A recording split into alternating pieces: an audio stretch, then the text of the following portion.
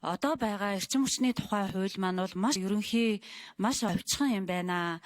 За төрийн байгууллагын эрх үүрэг, тусгай зөвшөөрөл, үн тариф гэдэг ийм 6 бүлэгтэй 18 хуудастай ийм ерөнхий хууль юм байна.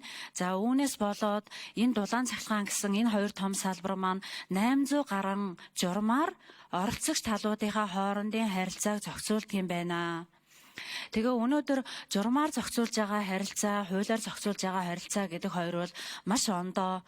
Өнөөдөр тэр журам дараагийн дарга ирэхэд өөрчлөгдөх магадaltaй, журмын зохицуулалт байхгүй болох магадaltaй. Тэгэхээр энэ бол эрчим хүчний салбар маань зохицуултын хувьд бол нэлээд тогтворгүй зохицуулттай юм байна. Магадгүй энэ маань өнөөдрийн эрчим хүчний салбарын тулгамдаад байгаа олон асуудлын, олон шалтгааны нэг байж болох юм а гэдэг ийм одоо дүгнэлтэнд хүрсэн. За ингээд ерөнхийдөө эхний ээлжинд бол ямар ч байсан эрчим хүчний салбар бол дулаан цахилгааны ийм бие даасан хуультай болох нь зүйтэй юм байна. Яагаад бусад орон ийм олон бүлэгтэй, тийм олон хуудастай хуультай байна гэдг нь яаж хийж байгаа л аль болох оролцогч талуудынхаа хоорондын харилцааг хуулиар зохицуулахыг хичээдэг юм байна.